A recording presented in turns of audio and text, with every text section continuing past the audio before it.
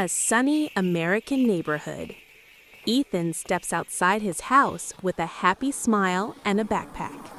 Ethan sees his elderly neighbor struggling with heavy grocery bags.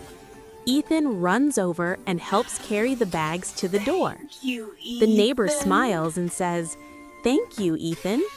At the playground, a little girl is crying. Her kite is stuck in a tall tree. Ethan carefully climbs and brings the kite down. On his way home, Ethan finds a lost puppy near the road.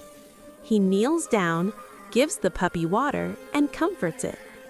Ethan makes a simple lost puppy sign. Soon, the puppy's family arrives and hugs their puppy happily.